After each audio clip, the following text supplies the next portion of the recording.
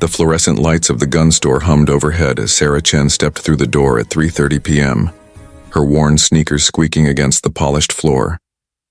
She clutched her purse tightly, eyes scanning the glass cases filled with weapons she barely understood. Behind the counter, two young salesmen exchanged smirks, their gazes dismissing her plain clothes and hesitant demeanor. "Can I help you, ma'am?" one asked, barely concealing his condescension. His name tag read Derek. "I need a firearm," Sarah said quietly, her voice steady despite the tremor in her hands. "Something reliable," Derek's companion snorted. "You ever even held a gun before, lady? These aren't toys." Sarah's jaw tightened, but she maintained her composure. "I understand that. I'm willing to learn." The salesman exchanged another look, this one dripping with amusement. Derek leaned against the counter, crossing his arms. "Look, maybe you should start with a baseball bat or some pepper spray. Guns require training, discipline, real skill." Heat crept up Sarah's neck, but she stood her ground. "I have the money and I'm legally permitted to purchase a firearm. Will you help me or not?" Sure, Derek drawled, pulling out a small pistol and setting it carelessly on the counter. "Here's something simple enough. Point and shoot, right? Even you could probably figure it out." The other customers in the store had begun to notice the exchange. A couple near the ammunition shelves whispered to each other, casting pitying glances in Sarah's direction. An older man shook his head, clearly uncomfortable with the salesman's treatment but unwilling to intervene. Sarah picked up the weapon, her hands more confident than the men expected. She checked the chamber and examined the safety mechanism with practiced efficiency, movements so smooth they seemed almost automatic. The smirks began to fade from the salesmen's faces.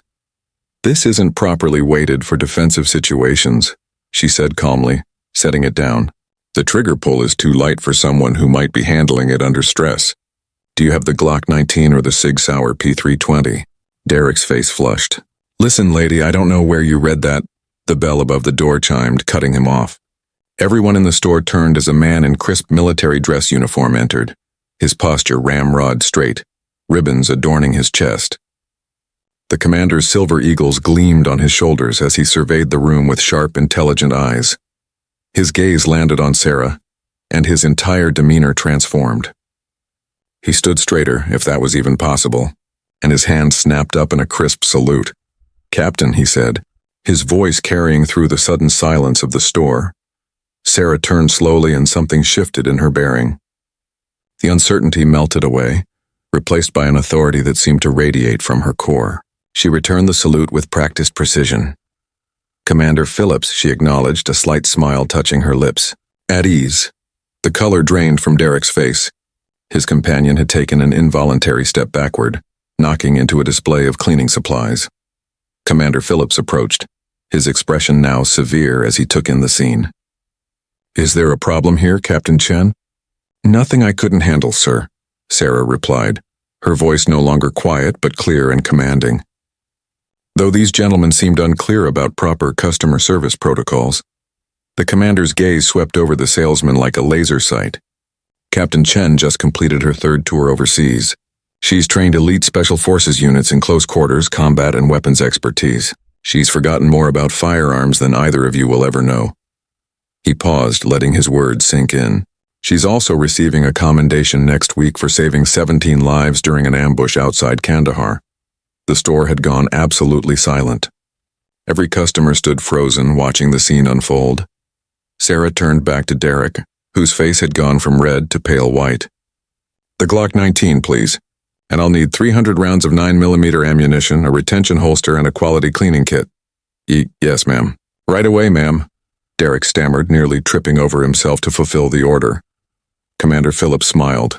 "I apologize for interrupting your shopping, Captain. I saw you through the window and wanted to personally thank you for your service before you begin your civilian transition." "I appreciate that, sir," Sarah said, her voice softer now but no less assured. "Though I have to admit, civilian life is already proving interesting." As Derek fumbled with the paperwork, his hands shaking slightly, Sarah caught his eye. "I wasn't always confident with weapons," she said, her tone gentler. "Everyone starts somewhere. The key is respect, for the weapon, for the training, and for the people you serve. Remember that?" Derek nodded, unable to meet her gaze. "I will, ma'am. And I apologize." Sarah completed her purchase at 4:15 p.m., the transaction now proceeding with utmost professionalism. As she left the store with Commander Phillips, she heard the older customer who'd watched everything speak up. "That," he said to the salesman, "is why you never judge a book by its cover."